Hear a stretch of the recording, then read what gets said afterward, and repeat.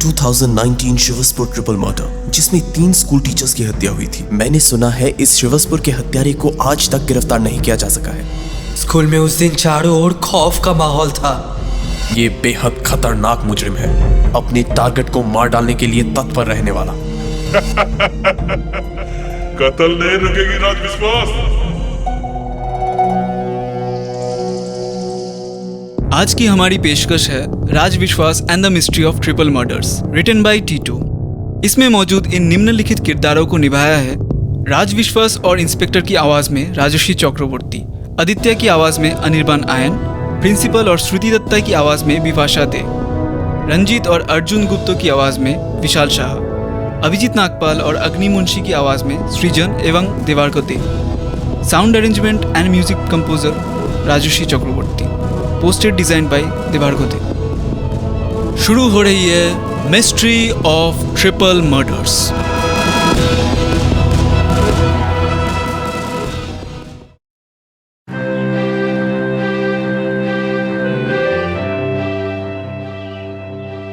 दीपावली के अगले कुछ दिनों तक भी शहर एवं पूरे देश में त्योहार का माहौल रहता है। अपने अपने परिवारों के साथ खुशियां मना रहे लोग कुछ समय के लिए अपने कामकाज के बोझ से रिहाई पाते हैं। अभी 3 ही दिनों पूर्व दिवाली थी। आज से दोबारा वर्किंग डेज आरंभ और इसी के साथ लोग दोबारा व्यस्त। दिवाली के दिन नरेश बाबू अपने दोस्त भूपेंद्र के साथ मेरे यहाँ मिलने आए थे। हम तीनों ने एक साथ मिलकर दिवाली बहुत अच्छे से गुजारा, मगर अनफॉर्चुनेटली अगले ही दिन उन्हें वापस लौटना पड़ा। क्योंकि दोनों ही ऑफिस कर्मचारी हैं, कामकाज से अधिक समय तक रिहाई उनके नसीब में कहां। त्योहारों में एक अच्छी बात यह होती है कि सभी लोग हर साल अपने परिवार वालों के लिए कुछ ना कुछ तोहफे खरीदते दिखते हैं। कई बार केवल परिवार को ही नहीं बल्कि अपने बंधुजनों को भी लोग तोहफे भेंट दिया करते हैं। ठीक जैसे दिवाली के दिन नरेश बाबू ने मुझे मां लक्ष्मी जी की एक सुंदर मूर्ति तथा कुर्ता पजामा गिफ्ट किया। कभी कभी मेरी समझ में नहीं आती कि इस आदमी का मैं शुक्रिया अदा किस प्रकार करूं। ये मुझे अपना मित्र कम भाई ज्यादा मानते हैं। सुबह मैं बालकनी में खड़े खड़े ये सब सोच ही रहा था कि तभी मेरी मोबाइल फोन बज उठी। मैंने फोन उठाया। हेलो हेलो, क्या ये राज विश्वास जी बोल रहे हैं? यस। मेरा नाम अभिजीत नागपाल है। मैं श्रीवासपुर का रहने वाला हूँ। दरअसल मेरा पूरा परिवार पिछले 4 दिनों से बहुत परेशान एवं चिंतित है। हमें आपकी बहुत मदद की जरूरत है सर। दीपावली की शाम से हमारी बेटी लापता है। पुलिस को उसी रात हमने खबर की थी। वो 4 दिनों से बेटी की खोज में लगे हुए हैं, मगर कोई अता पता नहीं मिली है उसकी अब तक। इंस्पेक्टर चतुर्वेदी ने आपके बारे में बताया। मेरी पूरी फैमिली बेचैन है सर, प्लीज हमारी मदद कीजिए। देखिए, मैं आपकी परिस्थिति समझ रहा हूँ, आप जरा शांत हो जाइए। पहले इंस्पेक्टर चतुर्वेदी से आप मेरी बात कराइएगा एक बार। बट क्यों? वो तो आपको जानते हैं, ऐसा कहा। मिस्टर नागपाल, बेशक वो मुझे जानते हैं और यही वजह है कि मैं उनसे कॉल पे बात करना चाह रहा हूँ। पहले इस बात की पुष्टि तो कर लूं कि ये सब जेन्युइन है। मिस्टर नागपाल, देखिए, मेरी बात का बुरा मत मानिएगा प्लीज, मगर षड्यंत्र एवं जोखिम का ध्यान रखना मेरे काम का पहला मुख्य कदम होता है। Okay sir, as you wish. परंतु एक बार आपको तसल्ली मिल जाए फिर आप प्लीज हमारी मदद कीजिएगा। हम बहुत परेशान हैं। आपको मैं एड्रेस और डिटेल्स सेल फोन पर भेज दूंगा। आप प्लीज जल्द से जल्द यहाँ आ जाइएगा। श्योर। ओके मिस्टर विश्वास। कॉल रखने के कुछ मिनटों बाद इंस्पेक्टर चतुर्वेदी से मेरी बात हुई। पता चला पूरे केस का सिनेरियो। हाँ, मिस्टर नागपाल बिल्कुल सच बोल रहे थे और यह किसी प्रकार का षड्यंत्र नहीं था।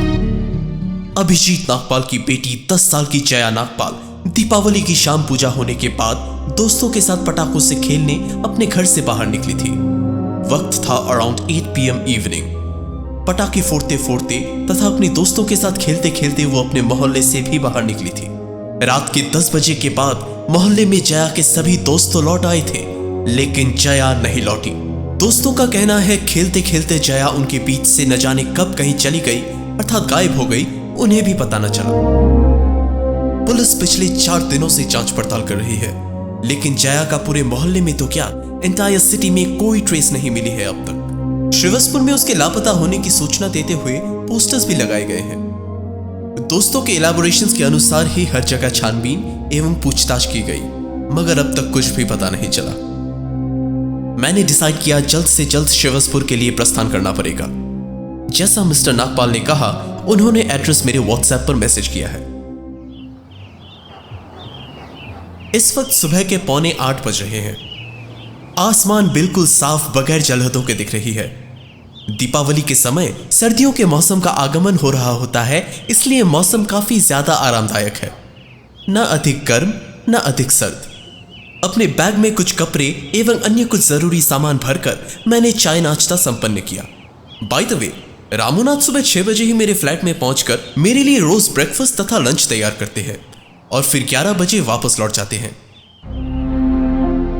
चाय नाश्ता संपन्न करने के बाद और अधिक समय न बर्बाद करते हुए मैं तुरंत घर से निकला और शिवसपुर जाने वाली पहली बस पकड़कर रवाना हो गया।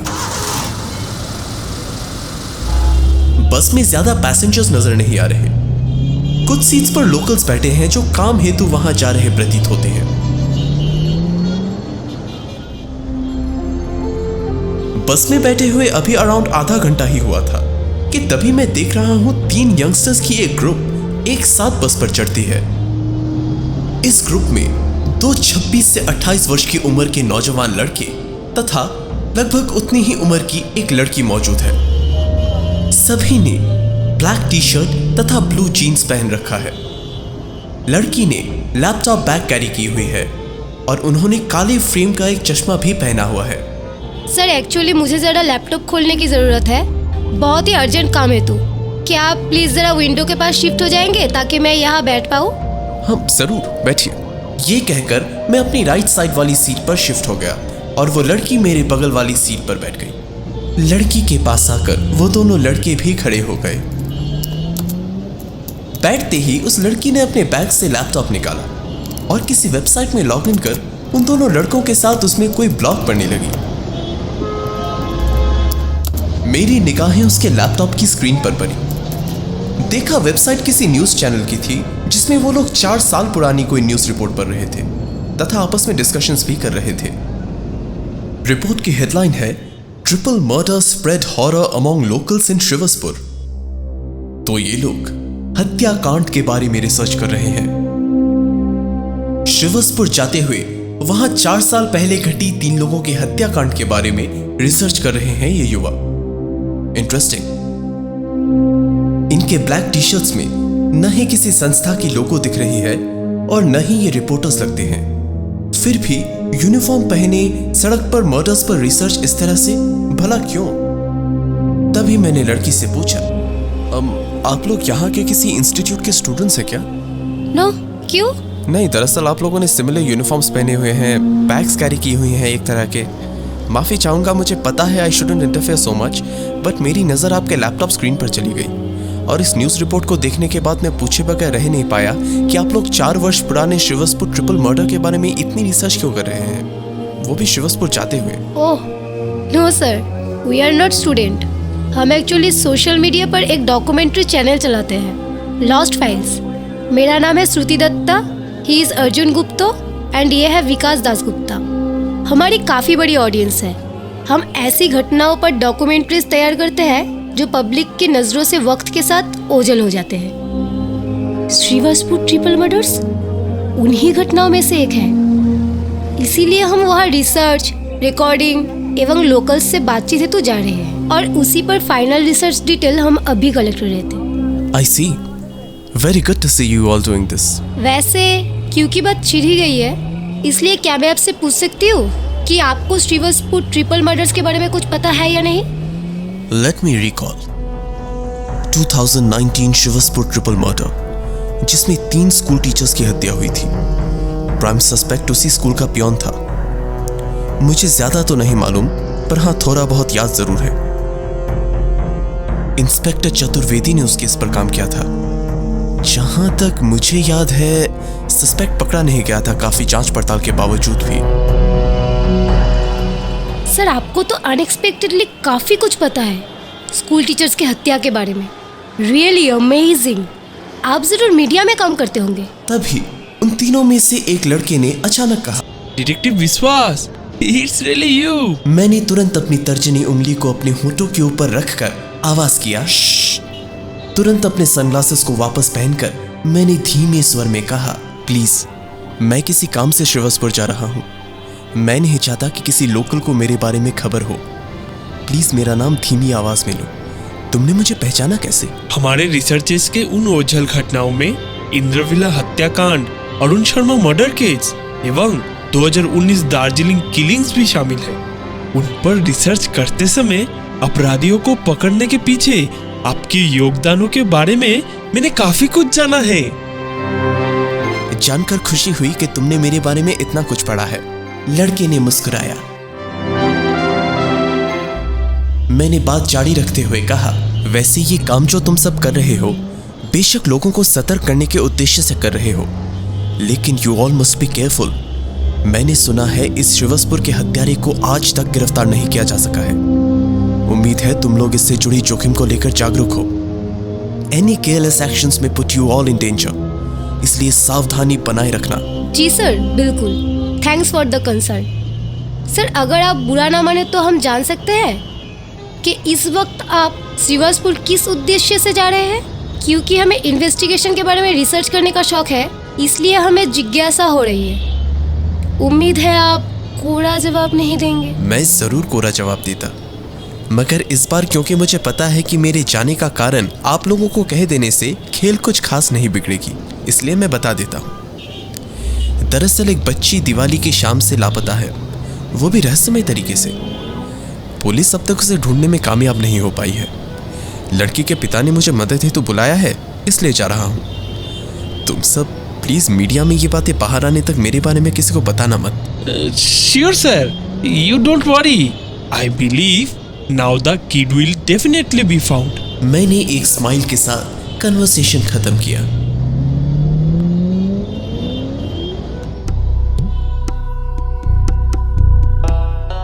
पंद्रह से 20 मिनट पश्चात बस श्रीवसपुर स्टॉप पर आकर रुकी।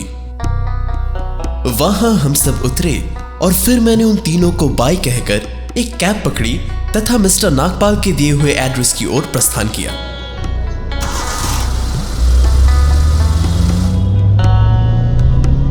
श्रीवसपुर एक छोटा सा गांव है जहां काफी सारे हरे मैदान, कुछ छोटी छोटी तालाबें, जंगली झाड़ों से भरी कई खाली जमीन, छोटे घर, पक्का तथा कच्चा कंस्ट्रक्शन वाले दोनों तरह के, सड़क के दोनों ओर से निकलती हुई बगल में मौजूद बस्तियों तक जा रहे ये गलियारे तथा जगह जगह पर स्थित छोटी एवं बड़ी मंदिरें तथा दुकान इत्यादि दिखाई दे रहे हैं। कुछ खाली मैदानों में बच्चों को खेलते हुए भी देख पा रहा हूं। केवल मैदानों में ही नहीं बल्कि सड़कों पर भी चल रहे लोगों के बीच कुछ बच्चे खेलते दिख रहे हैं। आसपास मौजूद छोटी छोटी दुकानों में कुछ वेंडर्स बैठे हैं, कस्टमर्स की राह देख रहे।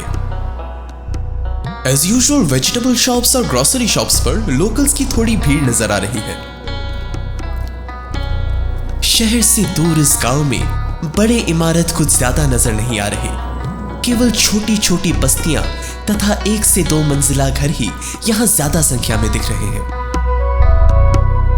यहां 1 से 2 अच्छे स्कूल्स, कुछ अच्छे हॉस्पिटल्स तथा कुछ बड़े होटल्स हैं जो इस गांव में काफी प्रसिद्ध हैं। साथ ही यहाँ घरों की बाउंड्री वॉल्स पर, बंद दुकानों की शटर्स पर तथा टेलीफोन वायर्स के खंभों पर लगे हैं SJSD नामक किसी लोकल पार्टी के सिंबल वाले पोस्टर्स तथा छोटे झंडे। श्रीवसपुर जन समुदाय दल। पार्टी की लोकप्रियता बाहर न होने से भी श्रीवसपुर में काफी ज्यादा लगती है। SJSD के पोस्टर्स तथा बैनर्स पर पार्टी सिंबल, किसी बैठक में मौजूद होने का अनुरोध और पार्टी के प्रमुख की तस्वीर दिख रही है। इस समय यहाँ इलेक्शंस का भी वक्त नहीं है, फिर भी इलेक्टोरल पोस्टर्स इतनी भारी संख्या में यहाँ क्यों? प्रमुख का नाम है मिस्टर हिमांशु श्रीवासा। चुनाव अभियान से ज्यादा किसी बात की मांग पर जनता का समर्थन पाना ही शायद इस अनुरोध की असल वजह होगी। खैर, मुझे लगा I should get back to work. अगले 5 से 10 मिनट में मैं उस एड्रेस पर पहुंचा और एक फोन कॉल करते ही सामने मौजूद 2 मंजिला घर के दरवाजे से मेरी ओर हाथ हिलाते हुए बाहर आए एक आदमी। लगभग 5.5 फीट की हाइट के, हट्टे कट्टे, सर पर काले बाल एवं चेहरा क्लीन शेव्ड अवस्था में है। ये 40 से 42 वर्ष की उम्र के प्रतीत होते आदमी है मिस्टर अभिजीत नागपाल। उन्होंने एक ब्लू फॉर्मल शर्ट तथा ग्रे फॉर्मल पैंट पहना हुआ है। गुड आफ्टरनून मिस्टर विश्वास, आपको यहाँ देखकर काफ़ी अच्छा महसूस हो रहा है। ठीक जैसा इंस्पेक्टर चतुर्वेदी ने बताया था, लगभग 6 फीट लंबा, मूंछों वाला एक हट्टा कट्टा आदमी है मिस्टर राज विश्वास। उन्होंने ये भी कहा था आप आमतौर पर जीन्स पैंट तथा ब्लैक जैकेट पहनना पसंद करते हैं, ठीक जैसा आपने आज पहना हुआ है, इसलिए आपको पहचानना मुश्किल नहीं था। हमारी परेशानी समझते हुए मदद हेतु आने के लिए आपका बहुत बहुत शुक्रिया। मेरा फर्ज मिस्टर नागपाल। अंदर आइए प्लीज। जी हाँ। मैंने उनके पीछे पीछे चलकर घर के गेट के अंदर प्रवेश किया। गेट से लगभग 30 फीट की दूरी पर उनकी 2 मंजिला घर का दरवाजा स्थित है। दरवाजे की दाहिनी ओर 2 लोहे की मोटी पाइप से बने पिलर्स पर सस्पेंडेड एक कार पार्किंग शेड मौजूद है। उस शेड के नीचे एक सफेद Hyundai ऑरा भी पार्क की हुई है। बाहर से फर्स्ट फ्लोर के सामने की ओर स्थित बालकनी दिखती है, जिसमें ग्रिल्स नीले रंग से कलर्ड है। पूरा घर बाहर से येलो कलर से रंगी हुई तथा घर की खिड़कियां और दरवाजे ऑरेंज कलर के हैं। छत के ऊपर रेलिंग्स भी खिड़कियों की ग्रिल्स की तरह ही नीले रंग से पेंट की गई हैं। इस बात से बिल्कुल इनकार नहीं करूंगा कि घर दिखने में वाकई काफी अट्रैक्टिव जरूर है। प्लीज कम इन मिस्टर विश्वास। अंदर प्रवेश करते समय मैंने देखा बालकनी में एक भूरे रंग की सुंदर डिजाइन वाली शू रैक है, जिस पर 2 जोड़े ब्लैक फॉर्मल शू, एक पेयर स्कूल की फॉर्मल ब्लैक शू, उनके साथ 2 जोड़े लेडीज हील शूज और बच्चों के साइज की 5 नंबर की चप्पलें हैं। और इनमें से अलग एक धूल से लथपथ मेंस फिशरमैन सैंडल भी है, जो कि बगल में मौजूद मिस्टर नागपाल के फॉर्मल जूतों की साइज से जरा बड़ी है।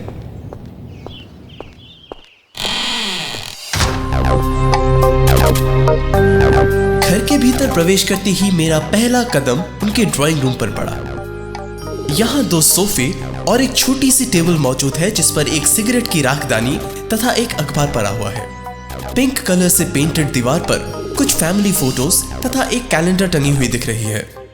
सोफे के ठीक ऑपोजिट साइड में मौजूद है एक 39 इंच LED टीवी। टीवी के लेफ्ट साइड में है एक 2 दरवाजों वाली खिड़की, जहां से प्रवेश कर रही धूप की किरणें इस कमरे को इस वक्त रोशन की हुई है।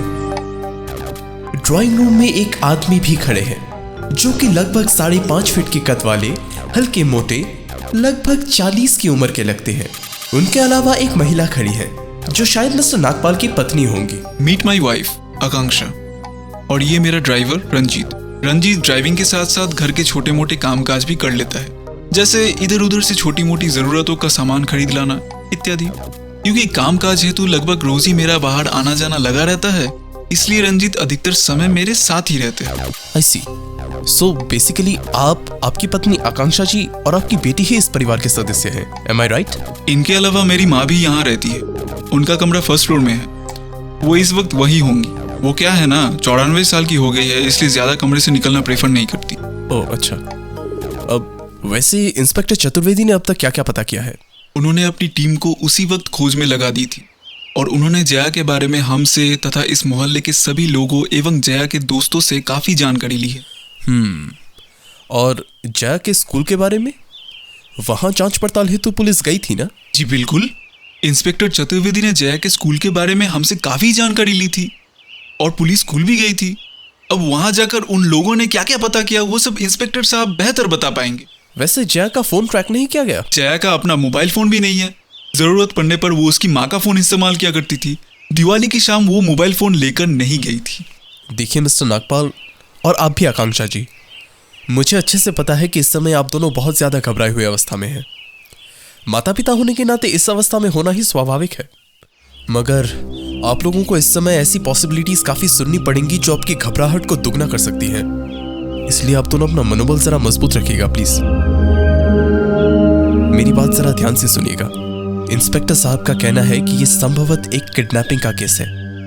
अगर वाकई में मामला यह है, तो किडनैपर तक पहुंचने के लिए किडनैपर के उद्देश्य का पता लगाना अत्यंत आवश्यक होगा। मुझे ये सब कहते देख मिस्टर एंड मिसेस नागपाल के चेहरे पर जो भाव आए हैं, उन्हें देखकर स्पष्ट पता चल रही है कि वो दोनों थर्रा उठे हैं। जिनकी बेटी पिछले 3 दिनों से गुम है, उनका ये सब सुनने के बाद घबरा जाना बिल्कुल अस्वाभाविक नहीं। मेरी बातें सुनकर मिसेस नागपाल बेहद घबरा गईं और फूट फूट कर रोने लग पड़ी। वो जिस तरह से रोने लगी, उसे देखकर यह समझना मुश्किल नहीं कि उन्हें डर है कहीं उनके घर का चिराग गुल ना हो गया हो। तभी मिस्टर नागपाल ने मिसेस नागपाल के कंधों पर हाथ रखकर उन्हें हिम्मत देते हुए कहा, अरे अरे तुम प्लीज धीरज रखो, संभालो अपने आप को। ऐसा नहीं होगा, कुछ नहीं होगा। पुलिस लगी हुई है ना, और अब तो मिस्टर विश्वास भी यहाँ आ गए हैं, तो तुम इस प्रकार अपने मनोबल को टूटने मत दो। आप लोगों को मजबूती से काम लेना होगा प्लीज। घबराहट बिल्कुल स्वाभाविक है, परंतु सच्चाई का सामना करना भी आवश्यक है। वैसे अगर मैं इसे वाकई में किडनैपिंग का केस मानकर चलूं तो मुझे काफी कुछ पता करना पड़ेगा। अच्छा मिस्टर नागपाल, आप पेशे से क्या करते हैं? मैं यहाँ पिछले 5 सालों से अपने एक दोस्त के साथ पार्टनरशिप में मेडिसिन बिजनेस कर रहा हूँ। मूल रूप से मैं श्रीवासपुर का ही हूँ, लेकिन 20 साल की उम्र में मैं मुंबई चला गया था एक फार्मा फर्म में काम करने हेतु। 1998 से 2017 तक मैं वहाँ काम कर रहा था। 6 वर्ष पहले जब मेरे दोस्त ने यहाँ बिजनेस शुरू करने का प्लान लेकर मेरे पास आया, तो मुझे लगा कि मेरी फार्मेसी डिपार्टमेंट की एक्सपीरियंस इस शहर में हमारा व्यापार बढ़ाने में काफ़ी काम आएगा, इसलिए परिवार सहित वापस यहाँ आ गया। अच्छा, इतने सालों में आपकी किसी के साथ निजी दुश्मनी या अनबन हुई है कभी? I mean, किसी खतरनाक व्यक्ति, संगठन या किसी दल के साथ किसी तरह की गहन शत्रुता? नो मिस्टर विश्वास। हाँ देखिए, प्रोफेशनल फील्ड में तो कई लोगों के साथ हल्की फुल्की अनबन होती रहती थी और अब भी होती है, मगर किसी बड़े दल या खतरनाक व्यक्ति के साथ कभी बड़ी अनबन नहीं हुई। छोटे मोटे झगड़े इतने तीव्र नहीं हो सकते कि प्रतिशोध हेतु कोई आपकी बेटी को किडनैप कर ले। कहीं से अब तक कोई थ्रेट कॉल्स भी नहीं आई होंगी, वरना आप मुझे अब तक जरूर बता देते। तभी गेट के बाहर एक पुलिस वैन आकर रुकी और कुछ सेकंड्स बाद घर के अंदर आए खाकी वर्दी पहने inspector Chaturvedi. Good afternoon, Mr. Vishwas. Glad to see you here. Good afternoon inspector साहब। Any updates? अपडेट है, जिन जगहों पर दिवाली के दिन जया और उसके दोस्त खेल रहे थे, उन सभी जगहों में से 2 ऐसे स्थान हैं जहां सीसीटीवी कैमरे में उनकी फुटेज कैद हुई है। जया के दोस्तों का कहना है कि इस मोहल्ले से निकलने के बाद वो लोग नवीन पारा पार्क तक गए, जो यहाँ से लगभग पौने किलोमीटर दूर है। वहीं से जया गायब हुई है। दोस्तों ने कहा नवीन पारा पहुंचने से पहले तक जया उनके साथ ही थी। अब अच्छी बात यह है मिस्टर विश्वास कि यहाँ से नवीन पारा पार्क वो लोग जिस रास्ते से गए थे, उस रास्ते में ऐसे 2 जगह हैं जहाँ सीसीटीवी कैमरे ने उन्हें कैप्चर किया है। एक राशि बगान मार्ट के कैमरे ने, जो यहाँ से 0.35 किलोमीटर की दूरी पर होगी, और दूसरा मेन बाजार के एक दुकान के कैमरे ने, which is 0.40 kilometre from here. Mart वाले कैमरे से कैद फुटेज में जया है, मगर बाजार की दुकान वाले कैमरे में नहीं। यानी नवीन पारा पार्क पहुंचने से कुछ देर पहले ही ये हुआ है, राशि बगान मार्ट और मेन बाजार के बीच, अर्थात इसी 50 मीटर के अंदर जया गायब हुई है। हो सकता है बीच में कोई खाई या बड़ा गड्ढा जैसा कुछ हो जहां जया गिरी हो। I mean, हाँ, फिसलने से वो जरूर चिल्लाती, आसपास वालों को पता भी चलता, मगर स्टिल तसल्ली हेतु चेक किया आपने? मुझे ये सब कहते देख जया के माँ बाप भयभीत हो रहे हैं। नहीं, वहाँ ऐसा कुछ नहीं है। हमने काफी तलाशी की है मिस्टर विश्वास। ये 100% किडनैपिंग का ही मामला है। किसी ने इन 50 मीटर की दूरी के अंदर किडनैप किया है उसे। मैं एक बार वहां जाना चाहूंगा प्लीज। और हाँ, आप वो सीसीटीवी फुटेजेस मुझे जरूर दिखाइएगा। श्योर, अभी? बिल्कुल।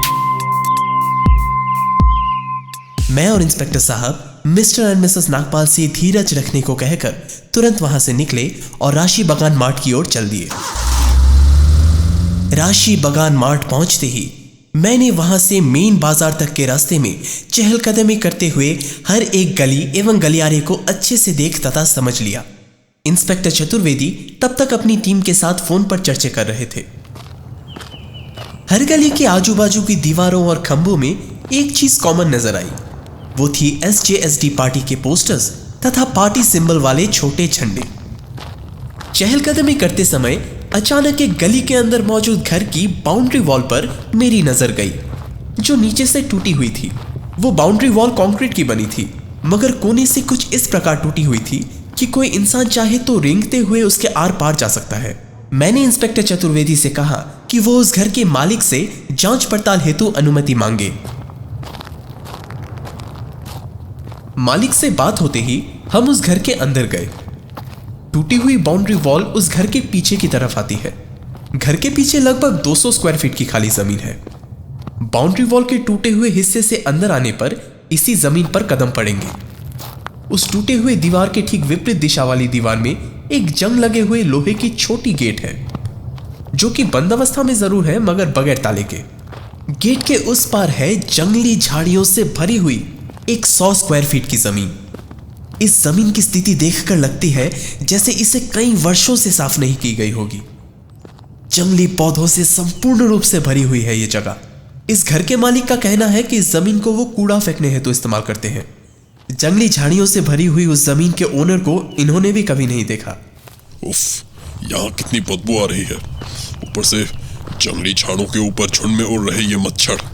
आप लोग कूड़ा कृपया म्युनिसिपल कॉर्पोरेशन से भेजे गए कूड़ा एकत्र करने वाले को दिया कीजिए। This is so unhygienic. अपनी नथुनी 2 उंगलियों के बीच दबोचकर इंस्पेक्टर साहब ने चिड़े हुए अंदाज में कहा, अच्छा इंस्पेक्टर साहब, आपकी टीम ने इस जगह की छानबीन की है क्या? बिल्कुल मिस्टर विश्वास। कल शाम सीसीटीवी फुटेजेस मिलते ही मैंने पूरी टीम को इस क्षेत्र में मौजूद सभी घरों तथा घर के आंगनों में छानबीन करने का आदेश दिया था।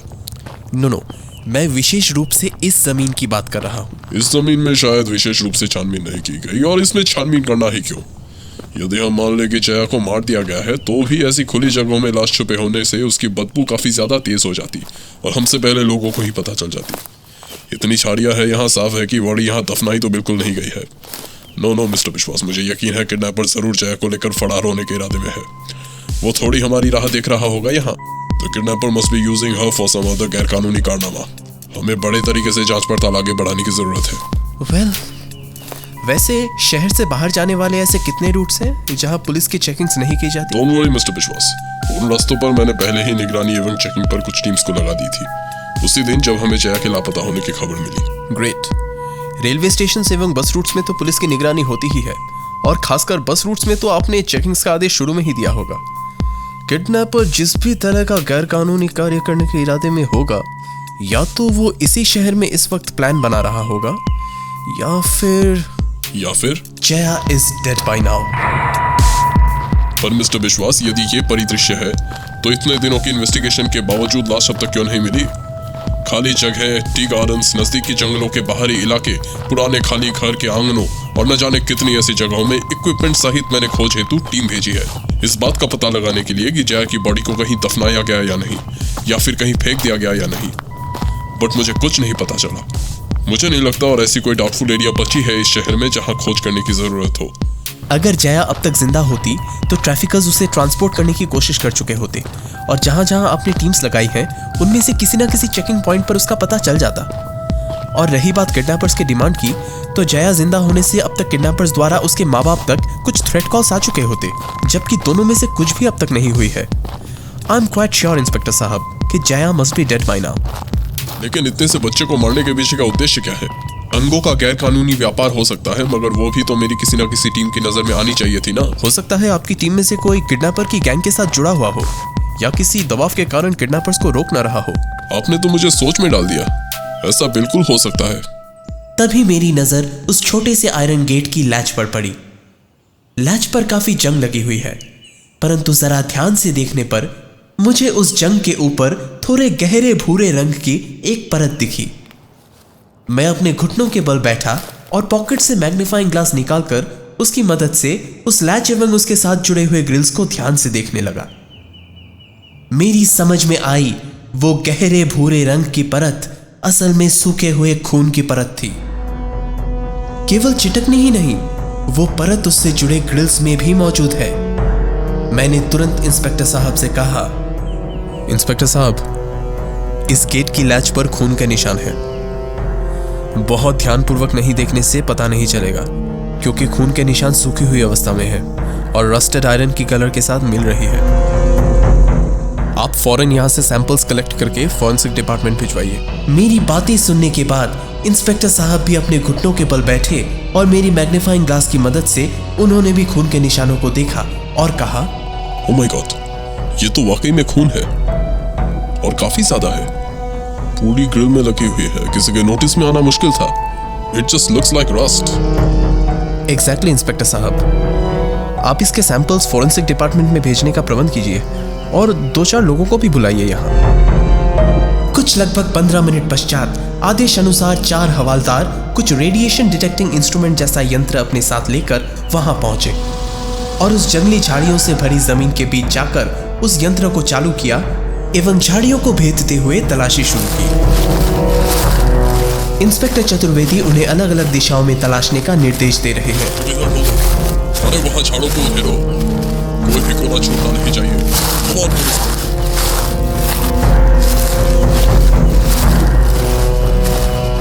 अचानक एक कोने से आवाज आई, साहेब, मृत शरीर के अंग। ये आवाज सबसे पीछे वाली झाड़ियों में तलाशी कर रहे हवालदार की है।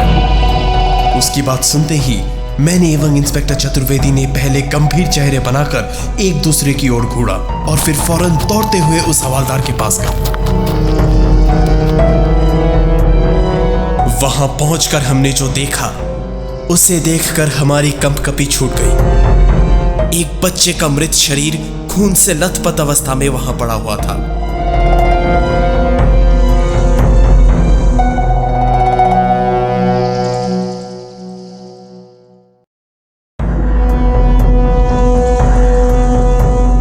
वहां पहुंचकर हमने जो देखा, उसे देखकर हमारी कंपकपी छूट गई।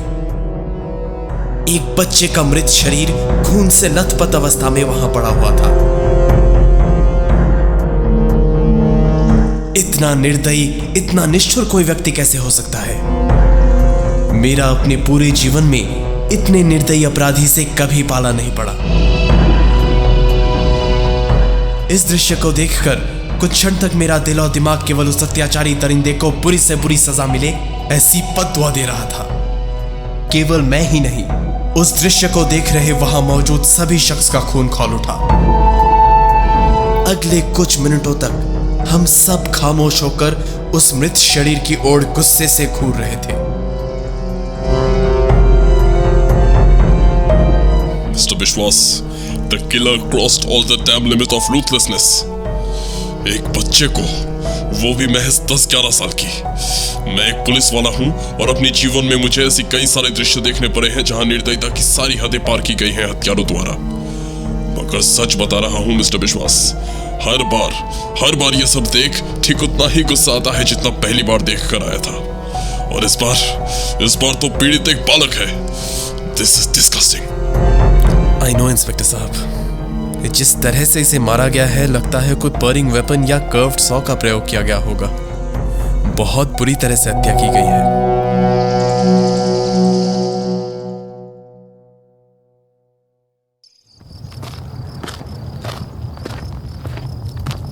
हवालदारों ने ध्यानपूर्वक मृत शरीर को बाहर निकालने की कोशिश की।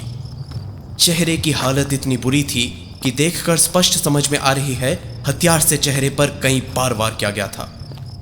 चेहरे का दायां हिस्सा तथा निचला हिस्सा सही अवस्था में है और उन हिस्सों को ही देखकर यह भी स्पष्ट समझ में आ गई कि यह बालक और कोई नहीं बल्कि जया ही है।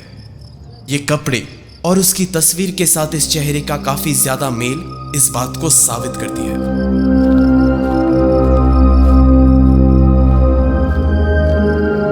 जया, इंस्पेक्टर साहब ने मेरी ओर एक गंभीर चेहरा बनाकर कहा, इट्स हर। मगर मिस्टर विश्वास, खून इतने ज्यादा सूखे हुए अवस्था में है, लेकिन डेड बॉडी में अब तक जरा भी डिकम्पोजिशन नजर नहीं आ रही। लगता है टेम्पररी टिश्यू प्रिजर्वेटिव्स का प्रयोग हुआ है। प्रिजर्वेटिव्स? इतने कम वक्त में? यह तो किसी ठंडे स्टोरेज में भी नहीं है। फॉर्मेल्डिहाइड, मगर इतने कम वक्त में कैसे? अच्छा इंस्पेक्टर साहब, जब 2019 में यहाँ ट्रिपल मर्डर्स हुई थी तब भी शायद किसी रेजन से बने टिश्यू प्रिजर्वेटिव्स बॉडी में पाई गई थी, है ना? हाँ बिल्कुल, मगर फोरेंसिक डिपार्टमेंट ने कहा था कि वो रिपोर्ट गलत थी। बॉडीज वक्त के साथ डिकम्पोज हो रही थी। बदनसीबी है कि वो किलर कभी पकड़ा नहीं गया। रिपोर्ट गलत। अच्छा इंस्पेक्टर साहब, आप सर्वेलेंस टीम को सिविल ड्रेस में आकर जितनी जल्द हो सके उस घर की पिछली ओर की विंडो शेड पर एक सर्वेलेंस कैमरा लगाने को कहिए। वहां से इस खाली जमीन का पूरा एरिया कैप्चर हो पाएगा। अगर हम मानकर चलें कि खून इस पूरे वक्त यहाँ मौजूद नहीं था, तो वो अगले कुछ दिनों में किसी न किसी समय यहाँ लौटकर जरूर आएगा। टिश्यू प्रिजर्वेटिव्स का इस्तेमाल इस बात को पक्की कर रही है कि इस बॉडी को केवल छिपाने हेतु यहाँ इस प्रकार फेंका नहीं गया है। जरूर किसी प्रकार की खिचड़ी पक रही है। डेड बॉडी को मोहल्ले के आस पड़ोस से छिपाते हुए वैन में डालकर फोरेंसिक लैब ले जाया गया। इस वक्त समय है 9 PM। काफी रात हो आई है और मैं एवं इंस्पेक्टर साहब दोनों ही बेहद थक गए हैं। हमने कल सुबह 6 बजे इन्वेस्टिगेशन को आगे बढ़ाने हेतु मिस्टर नागपाल के घर पहुंचने की बात फिक्स की। मैंने एक नजदीकी होटल में चेक इन कर वहां एक कमरा लिया। डिनर करके बाकी की रात मैंने वहीं गुजारी। अगली सुबह प्लान के अनुसार हम 6 बजे मिस्टर नागपाल के घर पहुंचे। अपनी बेटी की मृत्यु की खबर सुनने के बाद मिस्टर एंड मिसेस नागपाल को काफी धक्का लगा है।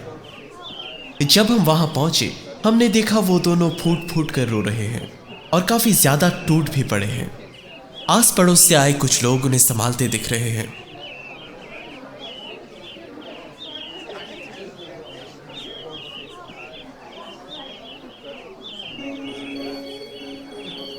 मिस्टर और मिसेस नागपाल ने जया के अंतिम संस्कार की रस्में आरंभ करने हेतु कई बार डेड बॉडी उन्हें हैंडओवर करने की मांग की, लेकिन पुलिस के पास इस वक्त उन्हें इनकार करने के अलावा कोई भी विकल्प नहीं, क्योंकि फोरेंसिक रिपोर्ट्स के आने तक यह करना संभव नहीं है। इंस्पेक्टर साहब, मैंने जया की बॉडी मिलने वाली बात कॉन्फिडेंशियल रखने को कहा था, तो फिर घर वालों तक बात कैसे पहुंची? देखिए, पुलिस की तरफ से तो कुछ भी डिस्क्लोज नहीं किया गया। वो क्या है कि जब हमने कल बॉडी डिस्कवर की उस समय आस पड़ोस में से कुछ लोगों को पता चल गया था। उन लोगों ने ही कल रात इन्हें बताया है। अब बात बाहर आ ही गई है तो हम क्या कर सकते हैं। गलत हुआ सर, गलत हुआ। आई होप खूनी तक ये खबर ना पहुंची हो कि पुलिस के हाथों बॉडी लग गई है, वरना सर्विलेंस कैमरा जिस उद्देश्य से हमने लगाई थी वो कामयाब ही नहीं होगी। आई नो मिस्टर विश्वास, मैं भी यही उम्मीद कर रहा हूँ कि खूनी को पता ना चली हो। अच्छा, बाय द वे, जया के स्कूल से अब तक आपको क्या क्या पता चला है? जया बिल्कुल शांत स्वभाव की लड़की थी। स्कूल में उसके टीचर्स, दोस्तों एवं बस ड्राइवर्स तक ने उसकी काफी प्रशंसा की है। पढ़ाई लिखाई में भी अव्वल थी। जया किसी के साथ किसी प्रकार की बदतमीजी की हो या किसी के साथ किसी तरह का बैर हो, ऐसा मानने को तक स्कूल वाले तैयार नहीं। स्कूल में पिछले दिनों वो किसी टीचर या व्यक्ति के साथ अलग घूमी हो या कोई उसके करीब आने की कोशिश कर रहा हो, ऐसा पूछने पर भी किसी ने सहमति नहीं दी। बाद में उसके एक दोस्त ने बताया कि क्लास 11 का एक सीनियर लड़का आदित्य देवनाथ नाम का पिछले कुछ दिनों से उसके साथ मिल रहा था और काफी बातें करता था, but he was very very friendly. बाद में हमें पता चला कि वो लड़का SGST पार्टी के एक प्रभावशाली नेता का बेटा है। आई सी। उस दोस्त ने यह भी कहा था कि वो सीनियर यानी आदित्य उसे अपनी छोटी बहन की तरह मानता था, इसलिए कभी कभी उसके लिए लंच ब्रेक में स्नैक्स इत्यादि ले आने लगा था। वो ऐसा क्यों करता था ये जानने के लिए पुलिस ने आदित्य से बात भी की है। उस लड़के का कहना था कि स्कूल जाते समय जया से एक बार बस में उसकी काफी बातचीत हुई और उस दौरान उन दोनों की काफी अच्छी दोस्ती भी हो गई थी। इसी वजह से वो जया के साथ कभी कभी मिलता रहता था। हमने उससे ये भी पूछा कि जया ने किसी चीज या व्यक्ति से भयभीत होने के बारे में उसे कुछ बताया था या नहीं, पर लड़की की बातें सुनकर हमें कुछ वैसा संदेहजनक नहीं लगा। वैसे कौन से स्कूल में पढ़ती थी Jaya? Little rainbow public school.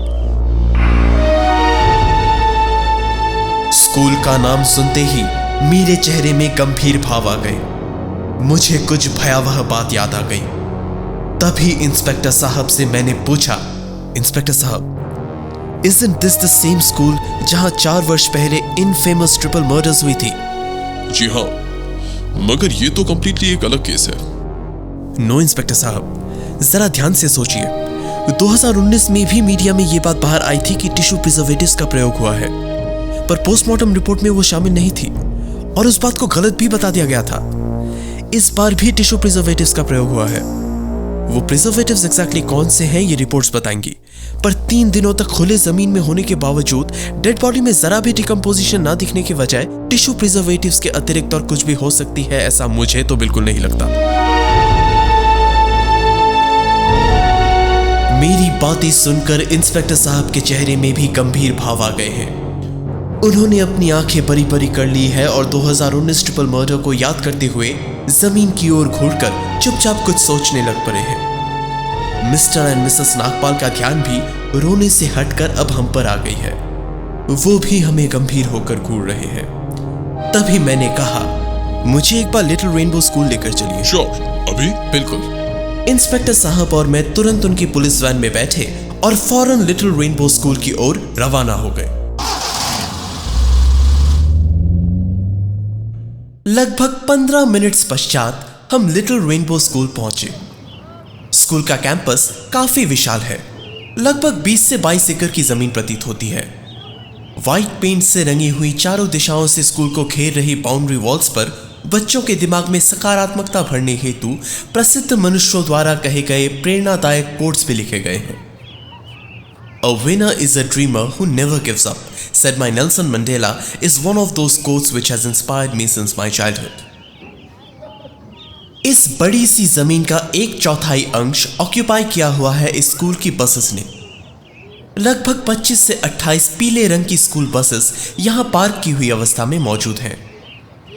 कुछ छोटे बच्चे कॉरिडोर में खेलते हुए भी दिख रहे हैं।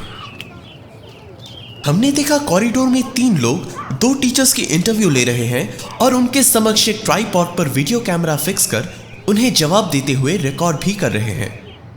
जरा नजदीक पहुंचने पर देखा ये 3 लोग और कोई नहीं बल्कि वही काले टी शर्ट और जीन्स पहने युवा थे जिनके साथ मेरी यहां आते समय बस में मुलाकात हुई थी। शायद ट्रिपल मर्डर पर डॉक्यूमेंट्री तैयार करने का कार्यक्रम अभी चालू है। Hey, look who's here, guys. हमें दूर से देखकर श्रुति ने हमारी तरफ हाथ हिलाते हुए अपने साथियों से कहा। उन दोनों टीचर्स के इंटरव्यू सेशन बीच में ही रोककर वो तीनों युवा हमारी ओर आने लगे। आप इन्हें जानते हैं क्या? एक कंफ्यूज्ड एक्सप्रेशन के साथ इंस्पेक्टर चतुर्वेदी ने कहा। हाँ, वो बस में मिले थे। ये तीनों क्राइम डॉक्यूमेंट्रीज तैयार करते हैं सोशल मीडिया पेज चलाने हेतु।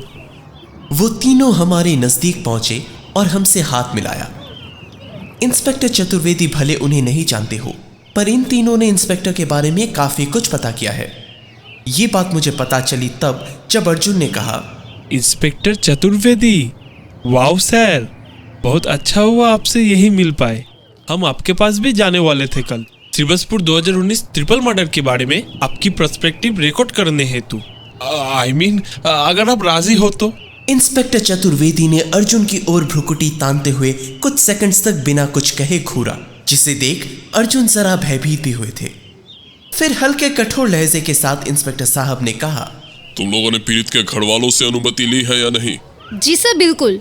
सबसे पहले हम पीड़ितों के यहाँ परमिशन लेने गए थे, उसके बाद ही हमने अपना काम शुरू किया है। आई होप आप सबका काम अच्छे से आगे बढ़ रहा होगा। बिल्कुल।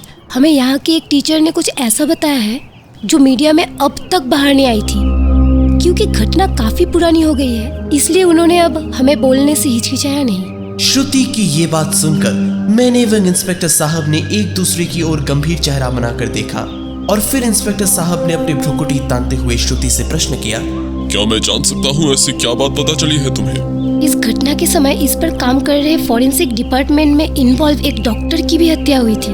डॉक्टर का नाम? डॉक्टर रविकांत बैनर्जी। हत्या हुई थी ऐसा किसने कह दिया? क्राइम डॉक्यूमेंट्री बनाने से पहले अच्छे से रिसर्च क्या करो। आप लोगों का कहना है ये बात मीडिया में नहीं आई थी। उनकी मौत कार एक्सीडेंट से हुई थी, ये सारे न्यूज़पेपर्स में आई थी उस वक्त। हत्या नहीं हुई थी उनकी।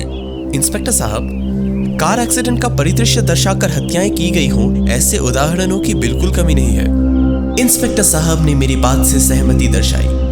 अच्छा, आपको ये बात बताई किसने? वो जो लंबे कद वाले पीली शर्ट पहने हुए सर अभी हमें इंटरव्यू दे रहे थे, उन्होंने। हमसे कुछ 30 मीटर की दूरी पर खड़े एक टीचर की ओर इशारा करते हुए श्रुति ने कहा, नाम? अग्नि मुंशी। थैंक्स। चलिए इंस्पेक्टर साहब, इनसे बात करनी होगी।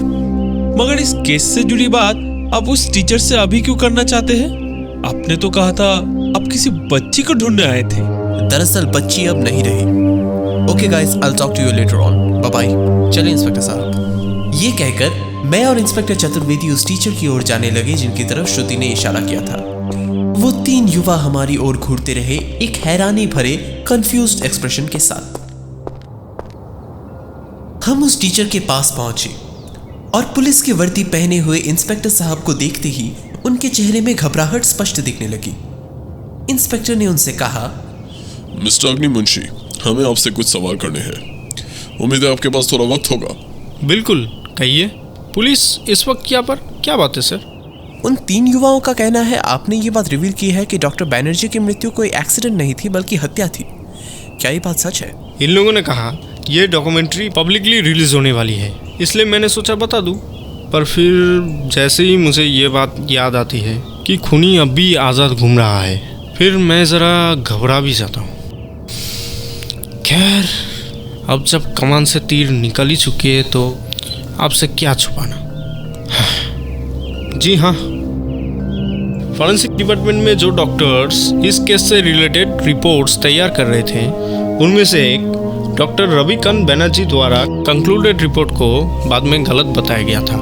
वहाँ मौजूद कुछ लोग दरअसल उस रिपोर्ट को दबाना चाहते थे और डॉक्टर बनर्जी की कार एक्सीडेंट भी उनका ही षड्यंत्र था।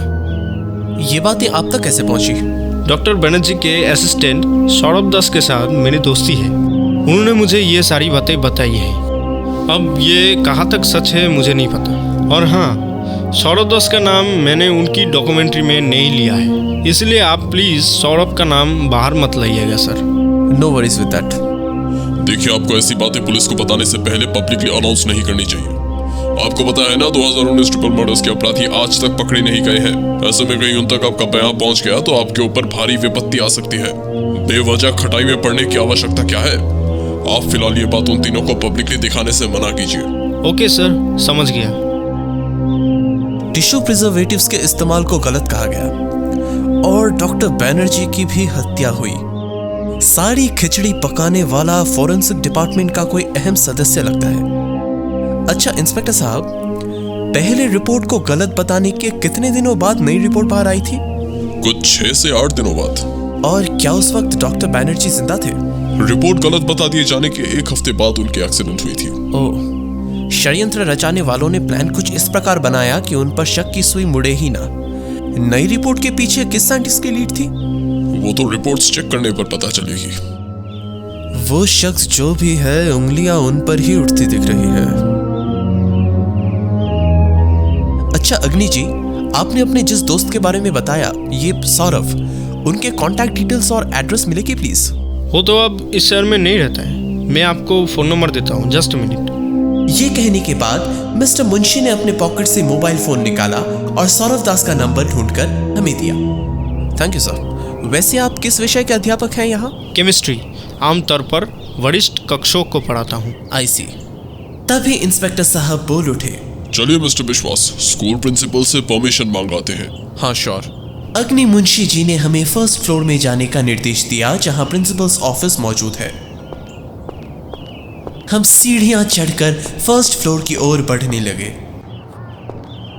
ये स्कूल इतनी खाली खाली दिख रही है, काफी डिम सा माहौल है यहाँ। एक समय था जब ये स्कूल इस शहर की सबसे प्रसिद्ध विद्यालय हुआ करती थी। केवल लोकल्स ही नहीं, इस शहर के बाहर से भी माँ बाप अपने बच्चों की एडमिशन यहाँ करवाने आते थे। 3 लोगों की जान एक साथ, रेपुटेशन काफी हद तक चली गई होगी। बिल्कुल। और अब जया, मालिक की तो नींदें उड़ जाने वाली है, because admissions are going to drop like anything from now on. तभी हम स्कूल के प्रिंसिपल्स ऑफिस के बाहर आ पहुंचे। आइए मिस्टर विश्वास, यही प्रिंसिपल मैडम का दफ्तर है। हमने कमरे का दरवाजा खटखटाया। तभी अंदर से आवाज आई, यस कम इन। पुलिस इंस्पेक्टर को अंदर प्रवेश करते देख प्रिंसिपल मैडम जरा चौंक सी गई और उनके चेहरे पर गंभीर भाव आ गए। उन्होंने कहा, अरे इंस्पेक्टर चतुर्वेदी, आप कैसे आना हुआ? और आपके साथ ये जेंटलमैन कौन है? मैंने प्रिंसिपल मैडम को नमस्ते करते हुए कहा, नमस्ते, मेरा नाम राज विश्वास है। I am an investigator. एक इन्वेस्टिगेशन को आगे बढ़ाने हेतु हमें आपसे कुछ परमिशंस चाहिए होंगी, इसीलिए हम यहाँ आए हैं। ओह आई सी। अभी कुछ समय पहले कुछ बच्चे मुझसे 2019 ट्रिपल मर्डर्स के डॉक्यूमेंट्री बनाने हेतु परमिशन मांगने आए थे। माफ कीजिएगा अगर मैं पूछूं कि क्या आप लोग भी उसी इन्वेस्टिगेशन को आगे बढ़ाने हेतु आए हैं? इस बात का जवाब सच कहूं तो इस वक्त हमारे पास भी नहीं है। हम दरअसल किसी और सिलसिले में आए हैं यहाँ। किस सिलसिले में? आपके स्कूल की एक छात्रा का कत्ल हुआ है। ये सुनने के बाद प्रिंसिपल मैडम के चेहरे पर जो भाव आए हैं, उन्हें देखकर ये स्पष्ट समझ में आ रही है कि उनके ऊपर कहर टूट पड़ा है। उनके पैरों तले जमीन खिसक गई है। What? I can't believe this. Oh my God! Jaya, yes ma'am. we were already tense because it had been long she went missing. पर अब कत्ल? 2019 ट्रिपल मर्डर्स के बाद इस स्कूल की रेपुटेशन काफी गिर गई है। अब एक बच्चे के कत्ल की न्यूज बाहर आने से मुझे डर है मिस्टर विश्वास, इस स्कूल के बंद होने का नौबत ना आ जाए। हमारा क्या होगा? टीचर्स, बच्चे सब परेशान हो जाएंगे। आसमान सर पर टूट आएगी सबके। हमें यहाँ जांच पड़ताल हेतु आपसे अनुमति चाहिए। प्रिंसिपल मैडम ने अपना चश्मा उतारा और अपने हाथों को फोरहेड पर रखकर कहा, मैं आपको रोक नहीं सकती। You have all the permissions granted. सबसे पहले आप उस लड़के को बुलाइए जिसके साथ जया की अच्छी दोस्ती थी, आदित्य को। If I am not wrong, class 11th science के किसी सेक्शन का है। Section B. प्रिंसिपल ने तुरंत पियोन से कहकर आदित्य देवनाथ को प्रिंसिपल्स ऑफिस में बुलवाया। कुछ 5 मिनट पश्चात एक 5 या 5.5 फीट की कद वाला स्कूल यूनिफॉर्म पहना हुआ 15 या 16 साल का लड़का कमरे में प्रवेश करता है। आदित्य के चेहरे पर खौफ साफ साफ नजर आ रही है। उसने अपनी निगाहें नीचे जमीन की ओर टिका रखी है। पसीने की बूंदों से आदित्य का चेहरा भर आया है। उसने अपने बाएं हाथ से अपनी दाएं हाथ की कलाई थामी हुई है जिसमें कंपन होती दिख रही है। आदित्य ने रिसेंटली किसी गहरे सदमे का अनुभव किया है, ये बात समझना बिल्कुल कठिन नहीं। मैंने इंस्पेक्टर साहब से पूछा, इंस्पेक्टर साहब, क्या यह लड़का वही आदित्य है, पार्टी के उस प्रभावशाली नेता का बेटा जिनसे आप लोगों ने पूछताछ भी की है, राइट? जी हाँ मिस्टर विश्वास, मगर उनसे मैंने पूछताछ नहीं की थी, बल्कि मेरे हवालदारों ने पूछताछ की थी। मैंने केवल इनके दिए हुए उत्तरों की जो रिपोर्ट तैयार हुई थी उसे पढ़ी थी। इनके पापा से मैं कई दफा मिल चुका हूँ, मगर इनके साथ ये मेरी पहली मुलाकात है। मिस्टर विश्वास, ये वही आदित्य देवनाथ है। इन्होंने ही कुछ दिनों पहले पुलिस वालों के साथ बातचीत की थी। मैंने आदित्य से पूछा, आप काफी चिंतित लग रहे हैं। माफ करना, मगर यदि आपको इस समय सवालों के जवाब ना देने हो तो आप बता सकते हैं। अगर आप चाहें तो अपनी परेशानी की वजह हमारे साथ शेयर कर सकते हैं, बेफिक्र होकर। यदि आप हमें कुछ बताने से असुरक्षित महसूस कर रहे हो तो मैं आपको दिलासा देता हूं कि आपकी पूर्ण सुरक्षा का दायित्व हमारे कंधों पर है। आप हिचकिचाइए नहीं। मेरी बातों को सुनने के बाद आदित्य के हाव भाव में किसी तरह का परिवर्तन नहीं नजर आया। वह अब भी ठीक उसी तरह अपनी नजरों को नीचे झुकाए कांपते हुए खड़े हैं। क्या पता उन्होंने मेरी बातें ध्यानपूर्वक सुनी भी या नहीं। मैंने एवं इंस्पेक्टर साहब ने एक दूसरे की ओर देखा, एक कंफ्यूज्ड एक्सप्रेशन के साथ। आदित्य, देखो, जया से संबंधित कुछ बातें हमें तुमसे जाननी है। क्या तुम हमें जवाब दोगे? आदित्य ने एक कांपते हुए आवाज में जवाब देते हुए कहा, जया को मार दिया, उसे मार दिया। आदित्य को ये सब कहते देख प्रिंसिपल्स ऑफिस में मौजूद सभी लोगों के होश उड़ गए। हम हैरान रह गए ये देखकर कि इस लड़के को जया की मौत के बारे में पता था। एक हैरानी भरे अंदाज में इंस्पेक्टर साहब ने आदित्य से कहा, सच सच बताओ बच्चे, जया के बारे में तुम्हें कैसे पता चला और तुम इतनी देर के बाद ये सब क्यों कह रहे हो? तुम्हें किसी व्यक्ति या संगठन से असुरक्षा है जिससे खूनी सीधा सीधा जुड़ा हुआ है ना? मुझे कुछ भी बोलने से डर लग रहा है। सच कहूं तो मुझे आप सबके समक्ष यहाँ खड़े रहते हुए भी घबराहट हो रही है। कहीं उसने मुझे जवाब देते हुए या पुलिस के साथ बातचीत करते हुए देख लिया तो। नहीं। आदित्य वहां से अचानक पूरा जोर लगाकर भागता है। उसने दरवाजे के पास खड़े पियोन भैया को जोर से धक्का मारा और दरवाजा खोलकर कमरे से बाहर भाग निकला। मैं और इंस्पेक्टर चतुर्वेदी भी फौरन उसके पीछे भागे उसे पकड़ने हेतु। आदित्य देवनाथ सीढ़ियों से नीचे उतरकर कॉरिडोर से बाहर की ओर भाग रहा था। तभी कॉरिडोर के बाहर मौजूद रिसर्च कर रहे उन 3 युवाओं में से एक ने आदित्य को एवं उसके पीछे हमें भागते हुए देख लिया। श्रुति दत्ता समझ गई थी कि यह लड़का हमसे दूर भागने का प्रयास कर रहा था, इसलिए वह सामने से आदित्य की ओर पूरी रफ्तार के साथ दौड़कर आई और उसके दोनों कंधों को अपने हाथों से ग्रैब करते हुए उसे जमीन पर गिराकर कुछ इस प्रकार पकड़ लिया कि उसका उठकर बैठना तो दूर, हिलना तक असंभव था। Yes sir, got it right. Well done Shruti, thank you. Aditya को श्रुति ने कसकर पकड़ रखा था। कुछ इस प्रकार ताकि वह किसी भी तरह से छूट ना पाए। आदित्य जोर जोर से चीखने लगा। छोड़ो छोड़ो, मुझे जाने दो प्लीज, मुझे मरवाओ मत। देखो, इस प्रकार भागने से तुम्हें ही तकलीफ होगी। तुम्हें किससे भय है अगर हमें पता ना हो तो तुम्हारी सुरक्षा करना भी संभव नहीं है। कृपया हमें दुविधाएं बताओ आदित्य, प्लीज। ठीक है, यदि आप मुझे बचा सकते हैं तो मैं जरूर आपसे सब कुछ कहने को राजी हूँ। ओके श्रुति जी, थैंक्स, आपने इन्हें भागने से रोका। अब आप इन्हें छोड़ सकते हैं। इंस्पेक्टर साहब, आप इन्हें वैन में बिठाइए और मेरे होटल रूम ले चलिए। फाइन। मेरे कहने के अनुसार श्रुति दत्ता ने उसे छोड़ा और इंस्पेक्टर के हवाले कर दिया। इंस्पेक्टर चतुर्वेदी ने आदित्य देवनाथ को अपने वैन में बिठाया और हम तीनों वहां से मेरे होटल रूम की ओर रवाना हो गए।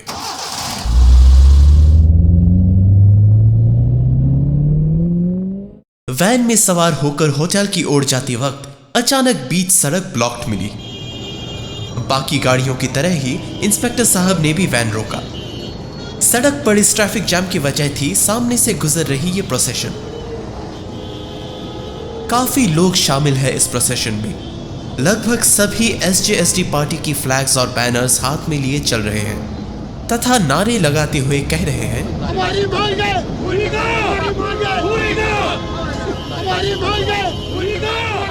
उफ, परेशान हो गए हैं अब हम इनसे। सुना है कल भी शिवसपुर मैदान में इनकी एक सभा होने वाली है। एसजेएसटी वाले किस बात की मांग कर रहे हैं? यहाँ के गोल्ड कम्युनिटी की मांग है मिस्टर विश्वास। काफी लंबी कहानी है, फुर्सत में बताऊंगा। ये कहकर इंस्पेक्टर साहब ने एक इरिटेटेड अंदाज में वैन का हॉर्न बजाया। लगभग 5 से 8 मिनटों बाद एसजेएसटी की ये प्रोसेशन पूरी तरह से गुजर चुकी थी और आखिरकार सड़क खाली हुई। उसी के साथ दोबारा गाड़ियां चलने लगी। कुछ 30 मिनट पश्चात हम होटल पहुंचे।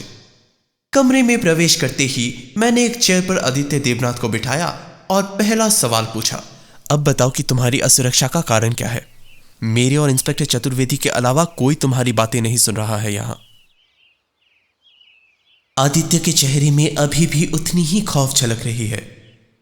एक कांपते हुए आवाज के साथ आदित्य ने मेरी ओर देखकर कहा, ठीक है, यदि आप मुझे बचा सकते हैं तो मैं आपसे सब कुछ कहने को राजी हूँ। वेल, बताओ आदित्य कि तुम्हें जया के कत्ल के बारे में कैसे पता चला? हमें बड़ी हैरानी हुई जब तुम्हारे मुंह से हमने जया के कत्ल के बारे में सुना। दरअसल मिस्टर विश्वास, मुझे एक व्यक्ति से 5 दिन पहले धमकियां मिली है। उस व्यक्ति ने मुझे सीधा सीधा बताया कि वो मुझे जान से मारने वाले हैं बहुत जल्द। मुझे बहुत ज्यादा डर लग रहा है सर, कुछ भी समझ नहीं आ रही, क्या करूं क्या नहीं। घर वालों को भी बता नहीं पा रहा, किसी को भी बताने से बेहद डर रहा हूं। वो व्यक्ति खूनी है, जया को उसने ही मारा है। धमकियां कैसे मिली? I mean, फोन कॉल या इन सम अदर वे? दरअसल मेरा घर नवीन पाड़ा पार्क से थोड़ी ही दूरी पर है। स्कूल बस में नवीन पार्क स्टॉपेज में पकड़ता हूँ। मेरे घर से नवीन पार्क स्टॉपेज तक पहुँचने के लिए मुझे एक सुनसान गलियारे से गुजरना होता है। आज से ठीक 5 दिन पहले शाम के लगभग 4:30 बजे के आसपास की बात है। स्कूल से लौटते समय स्कूल बस से उतरकर मैं उसी गलियारे से गुजर रहा था घर की ओर। चलते चलते मैंने देखा एक लंबा सा व्यक्ति मुझसे कुछ कदम आगे की दूरी पर एक झोला अपने हाथ में लिए खड़े हैं। उन्होंने एक मोटा सा शॉल ओढ़कर अपने आप को ढक रखा था। शॉल से उन्होंने अपना सर भी ढक रखा था, इसलिए मैंने दूर से उनका चेहरा देखा नहीं। जैसे ही उन्होंने मुझे उनकी ओर बढ़ते हुए देखा, वो अचानक मेरी ओर तेजी से बढ़ने लगे। उन्हें इस अंदाज में आते देख मैं बहुत भयभीत हो गया। गलियारा बिल्कुल ही सुनसान था। उस समय हम दोनों के अलावा कोई भी वहां मौजूद नहीं था। शाम होने की वजह से अंधेरा जरा घना सा हो आया था। उस माहौल को याद करते ही मेरी रीढ़ की हड्डी सुन पड़ जाती है सर। वो व्यक्ति मेरे पास आकर अचानक जोर जोर से हंसने लगा। मैं बहुत डर गया था। उस छोटे से गलियारे के दोनों ओर लंबी दीवारें हैं, जिनके उस पार घरों के पिछले हिस्से हैं। अक्सर वहां शाम के वक्त कोई आते जाते नहीं, इसलिए उसकी वो शैतानी जोर जोर की हंसी भी उस समय कोई सुनने वाला नहीं था मेरे अलावा। उस व्यक्ति ने मेरा गला जोर से पकड़ लिया। मैं चिल्लाने की कोशिश कर रहा था पर मेरे गले से आवाज निकल नहीं रही थी। गले से पकड़कर उसने मुझे पास मौजूद दीवार पर धकेला और शॉल के अंदर से एक बड़ी सी चाकू बाहर निकाली। चाकू मेरे गले के आगे पकड़कर कहने लगा, बड़ी जानकारी है ना तुझे, काश मुझे पहले ही पता होती, मुंह पहले ही बंद कर देता और एक कत्ल कम होता मेरे हाथों से। तेरे दोस्त जया का काम तमाम कर दिया है मैंने, ये देख अब तेरी बारी। मैं उस समय बहुत ज्यादा भयभीत हो गया था। एक क्षण के लिए तो मुझे ऐसा लगा कि शायद वही मेरे जीवन के अंतिम क्षण है, मगर तभी दूर से एक मोटरसाइकिल हॉर्न की आवाज आई जो कि सामने वाली गली से इस तरफ मुड़ रही थी। उस हॉर्न की आवाज सुनकर तुरंत उस आदमी ने चाकू छुपा लिया और कहा, तू नहीं बचेगा, मैं जरूर लौटूंगा। ये कहकर उल्टी दिशा में गलियारे से बाहर की ओर भाग गया। क्या तुम मुझे बता सकते हो कि वो शख्स तुमसे कौन सी जानकारी की बात कर रहा था और जया से उसकी ऐसी क्या दुश्मनी थी? ये सब सुनने के बाद मुझे साफ समझ में आ रही है कि जया और तुम्हारी दोस्ती भी जरूर इसी घटना से संबंधित किसी वजह से हुई है, क्योंकि जया के दोस्तों का कहना था कि पिछले कुछ दिनों से ही तुम दोनों बातचीत करने लगे थे, जबकि जया और तुम दोनों ही काफी समय से इसी स्कूल में पढ़ते हो। जी हाँ सर। तो जरा खुलकर बताओ आदित्य, पूरी कहानी आखिर है क्या? मेरा अनुमान है तुम्हें इससे संबंधित काफी कुछ पता है। दरअसल ये पूरी घटना शुरू होती है 2019 में, ड्यूरिंग द श्रीवासपुर ट्रिपल मर्डर्स। याद कीजिए जरा उस समय के सिनेरियो को। जहां तक मुझे याद है, घटना 2019 के अप्रैल महीने की है, जब स्कूल के एक बैकयार्ड में से 3 टीचर्स की डेड बॉडीज पाई गई थी। तीनों में से 2 बॉडीज के पोस्टमार्टम रिपोर्ट्स कहते थे कि उन्हें पॉइजन देकर मारा गया था। वहीं तीसरे वाले के सर पर किसी हैवी शार्प ऑब्जेक्ट से वार किया गया था। उनकी बॉडीज काफी समय से वहां पड़ी थी, फिर भी काफी हद तक इंटैक्ट अवस्था में थी, इसीलिए टिश्यू प्रिजर्वेटिव्स के इस्तेमाल होने के डाउट्स अराइज हुए थे। मगर बाद में जो रिपोर्ट्स आई उनमें टिश्यू प्रिजर्वेटिव्स के इस्तेमाल को गलत कह दिया गया था। अब इस पूरी कहानी को मैंने मीडिया से सुना है, इसलिए इनमें से क्या सही है और क्या नहीं वो अब तक मुझे भी नहीं पता। पर हाँ, इस जया वाले केस का ट्रिपल मर्डर्स के साथ संबंधित होने के मुझे अब तक काफी संकेत मिले हैं। अब तुम्हारे कहने से मैं और भी ज्यादा श्योर हो गया हूं। 22 अप्रैल 2019 स्कूल के हॉस्टल वाले एरिया के बैकयार्ड पर 4 स्टूडेंट्स छुपकर स्मोक करने हेतु जाते हैं। उनमें से एक की नजर कोने में मौजूद झाड़ियों की ओर जाती है जहां उसे खून नजर आता है। फिर जब वो लोग झाड़ों के अंदर अच्छे से झांकते हैं तो उन्हें दिखती है 3 लोगों की लाशें। मुझे आज भी याद है जब सफेद कपड़ों में लपेटकर उन डेड बॉडीज को स्ट्रेचर्स में रखकर कॉरिडोर से बाहर ले जाया जा रहा था। स्कूल में उस दिन चारों ओर खौफ का माहौल था। मेरी कक्षा में मौजूद सभी स्टूडेंट्स एवं टीचर्स घबराए हुए थे। उस दिन पूरे स्कूल में मैंने जितनी निस्तब्धता देखी वैसी निस्तब्धता शायद ही कभी और देखी हो। एक डरावनी सी हवा मानो पूरे कॉरिडोर में बह रही थी। पुलिस का पूरे कॉरिडोर में छानबीन करना, स्कूल में जल्दी छुट्टी होने की घोषणा होना तथा बस में मौजूद सभी स्टूडेंट्स के बीच उन मर्डर से संबंधित बातचीत होना बेहद भयावह वातावरण बन गई थी सर। ये कहकर वो अचानक कुछ क्षणों के लिए चुप हो गया। अचानक उसकी आंखें बड़ी बड़ी हो गई और चेहरे पर और ज्यादा पसीना आने लगा। ये सारी बातें आदित्य एक गंभीर चेहरा बनाकर सीधे नीचे फ्लोर की ओर घूरते हुए बता रहा था। उसके चेहरे पर सदमे के भाव स्पष्ट दिखाई दे रहे थे। मैंने पूछा, तुम ठीक हो? आदित्य ने बात जारी रखते हुए कहा, जानते हैं मिस्टर विश्वास, मेरे लिए ये सब और भी ज्यादा भयानक क्यों था? जिनकी मृत्यु हुई थी वो लोग थे मिस्टर प्रकाश राठौर, पॉलिटिकल साइंस अध्यापक, मिस सुगंधा मल्होत्रा, जूनियर्स के सोशल साइंस की अध्यापिका, और मिस्टर शाग्नि घोष, इकोनॉमिक्स के अध्यापक। मिस्टर शाग्नि घोष की हत्या होते हुए 20 अप्रैल को मैंने अपनी आंखों से देखा था। ये बात सुनकर मैं एवं इंस्पेक्टर साहब दोनों चौंक उठे। हमने एक दूसरे की ओर देखा और फिर दोबारा आदित्य की बातों पर गौर फरमाया। आदित्य देवनाथ ने बात जारी रखते हुए कहा, मुझे काफी छोटी उम्र से ही कविताएं लिखने का शौक है, इसलिए मैं स्कूल के 2nd फ्लोर में मौजूद एक मैले से स्टोर रूम में रोज कविता लिखने जाता था। वो स्टोर रूम काफी पुरानी है और 2nd फ्लोर के एक कोने में मौजूद है, जहाँ कोई अक्सर आया जाया नहीं करता। वो काफी मैली भी है क्योंकि वह स्वीपर्स भी साफ सफाई हेतु नहीं जाते। मैं केवल ये सोचकर वहां जाता था कि कविता लिखते समय मुझे वह काफी शांति से सोचने का वातावरण मिलेगा। 20 अप्रैल के दिन स्कूल के आखिरी वाले पीरियड को बंक करके मैं शाम के वक्त वहां चला गया था। उसी कमरे में बैठा हुआ मैं कविता लिखने हेतु कुछ सोच रहा था। जब कुछ भी दिमाग में नहीं आई तो मैं कमरे की पिछली खिड़की से बाहर झांकने लगा, जहां से वो हॉस्टल वाली बैकयार्ड दिखती है। पूरे स्कूल में वो इकलौती ऐसी खिड़की है जहां से हॉस्टल के पीछे वाला एरिया नजर आता है। जब मेरी निगाहें उस बैकयार्ड की तरफ गई तो मैंने देखा वो भयावह दृश्य।